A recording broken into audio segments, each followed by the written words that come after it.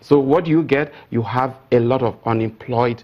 There is a lot of hardship. There's going to be a lot of hardship. And of course, you know the socioeconomic issues that will lead to the problems we are talking about in the Niger Delta, you know. So if we get Port Harcourt back to the dream of the founding fathers, there is a loss. Look at what Dangote, I read about Dangote in Kogi State. He's starting to use, trying to explore and get out coal for his cement, cement factories.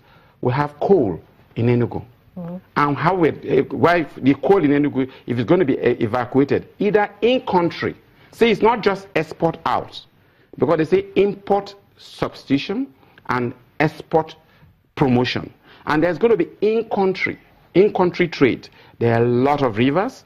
You know, I mean, just talking about Nigeria, a lot of rivers, there are a lot of lakes. Look at the river, the Mississippi River in the U.S., spanning through many cities and many states. So, sorry to cut you there. So, Dr. Membri Otaji, how are you engaging your members, for instance, to take advantage of this import substitution and export promotion? No, what we do, we've had a lot of presentations from the Export Promotion Council. We've had a lot of engagements and continuous engagement from the Shippers Council, Nigerian Shippers Council, who are the economic regulators. And then we're also going to engage MPA, because they are technical regulator, because the old Port Harcourt port something has to be done to make it fully functional. But then they knew that the on-air port has economic, it's already, but its rates are astronomical. I mean, it's just not. So I can tell you, non-oil and gas cargo cannot move there, because the rates are too much. More so, the freight rate, because of fewer businesses, freight rates to Port Harcourt port is higher than Lagos port. It shouldn't be this. It shouldn't be so. It should be the same. So there has to be. We are engaging. There are a lot of concessions that has to be taken. In fact, let me tell you something.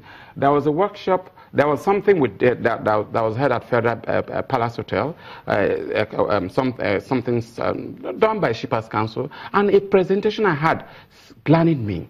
See, years back, when Malaysia started their Palm Canal business, you remember they took the initial stuff from us, but because to now export the product, the finished product to Europe, it is easier. You know, they can't compete from Malaysia to Europe compared to, say, from Nigeria to Europe. You know what the country did? They doctored their rates, their port charges, their rates. We are reduced drastically, so our shipping companies can come in, can attract the same business, and over time, they took over the business from us. So what for you will be an easy way to facilitate trade from the ports in Well, Port as I said, Port Harcourt, there has to be a technical issue first to make sure there is some dredging done on, and then, of course, look at a lot of areas have been concessioned out to various things, making sure that we really have backs available for vessels to come in, because if you dredge, then you can have vessels coming in. And then two, the on-airport is rates. Engaging. Look, Intel is an agent of MPA. MPA is the national. The MPA is the national. They tell you they are an agent. So if MPA cuts down on their rates, basically, Intel should, being agents, will also cut down on the rates. So if that is done, it will help. You know, if you do that and say, look, forget oil and gas related cargo that that more so even that there's competition. Lagos Ports, Ladol and Co. and are also saying, hey, what's happening? Must every oil and gas cargo come to an air before they get to Ladol? So look, as we speak, a lot of things are going. So if we don't, my shout is this: look at Dangote, look at Dangote Petrochemicals Fertilizer. You know what's happening? The gas is going to come from offshore Niger Delta, offshore Port Harcourt, piped under the ocean to Lagos. So you know what that means? Like sugar and ants. When you put sugar, all the ants are the oil service companies, they will all just gravitate. Already as we speak, My company, I mean, a lot of people just do Port Harcourt and Lagos almost on daily basis to come and and some have even relocated. So the oil and gas business, it's not as, you know, we know. And then, but beyond that, you know one thing, as we speak, there is still more production from land and swamp than offshore. So what I'm saying is that you cannot take the land oil fields to Lagos. You cannot take the swamp oil fields from Lagos. So there's from Port Harcourt to Lagos. So what I'm saying is that there is still a place for oil and gas, and may not be the crude form, but monetization. A lot of other the more petrochemical plants, and then of course gas plants and fertilizer plants, and all that. The value chain will go in.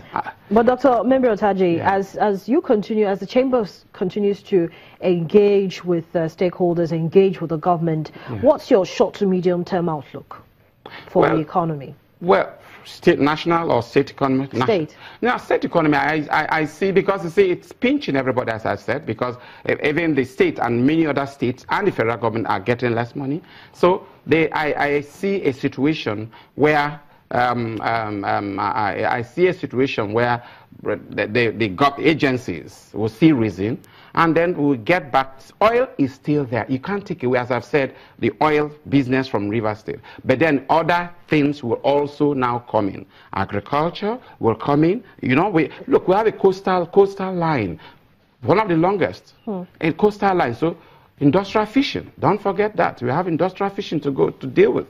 That's, you know, we have industrial fishing to deal with. We also have the agricultural, the agro-processing, so that you just bring the thing, instead of taking the raw palm produce or whatever, you process in and around River State and export out from our two ports. Port Harcourt is a beautiful place, and working with the government, state government and federal government, is going to, we are going to, I'm seeing the light at the end of the tunnel now. Dr. Membri Otaji, thank you so much for coming on the program this morning. Thank you. Business Morning, we'll be right back.